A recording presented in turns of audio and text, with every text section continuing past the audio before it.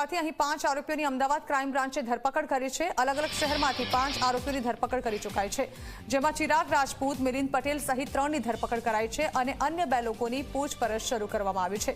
ખ્યાતિ હોસ્પિટલ કાંડ મામલે વધુ કેટલીક કાર્યવાહી કરતા વધુ 5 લોકોની ધરપકડ કરી લેવામાં આવી છે।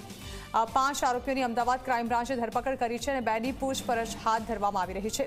ઉલ્લેખનીય છે કે આ પહેલા પણ ધરપકડનો સિલસિલો યથાવત રહ્યો હતો, જેમાં સીઓ સહિત અન્ય લોકોની પણ ધરપકડ કરવામાં આવી હતી। આ અંગે વધુ માહિતી સંવાદદાતા ઉદય રંજન આપી રહ્યા છે। ઉદય, વધુ 5 લોકોની ધરપકડ, જેમાંથી 2ની પૂછપરછ પણ શરૂ કરી દેવાઈ છે। જાણવા માંગીશું શું અપડેટ છે આ મામલે? જો વાત કરવામાં આવે તો ખ્યાતિ હોસ્પિટલનો મામલો સૌ કોઈને ખ્યાલ છે અને જો એમાં વાત કરવામાં આવે તો સારવાર દરમિયાન 2 દર્દીઓના મોત થયા હતા। ખ્યાતિ હોસ્પિટલની મોત બાદ જે છે દર્દીઓને લઈને કાર્યવાહી શરૂ કરવામાં આવી હતી। પોલીસે તપાસ શરૂ કરી ફરિયાદ નોંધ્યા બાદ, જેની અંદર ચિરાગ પ્રશાંત વજીરાની કરીને જે ડોક્ટર હતા તેને જે તે સમયે ધરપકડ કરી લેવામાં આવેલી હતી, પરંતુ સીઓ જે ચિરાગ રાજપૂત હતા તે ફરાર હતો। આ સહિત મિલિંદ પટેલ પણ ફરાર હતા, રાહુલ જૈન પણ ફરાર હતો।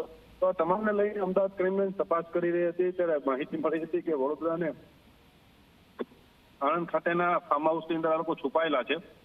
તે માહિતીના આધારે અત્યારે 5 આરોપીઓની ધરપકડ કરી લેવામાં આવી છે, જેમાં અત્યારે 5 આરોપીઓની અમદાવાદ ક્રાઇમ બ્રાન્ચ ખાતે રાખવામાં આવેલા છે અને પૂછપરછ ચાલી રહી છે કે એમને ફરાર થઈ જવામાં કોણે શું મદદ કરી હતી, કેટલા સમયથી ત્યાં છુપાયેલા હતા અને તમામના રોલ જે છે આ ગુનાની અંદર શું છે તે અંગે અત્યારે પૂછપરછ ચાલી રહી છે। જી બિલકુલ, આભાર ઉદય।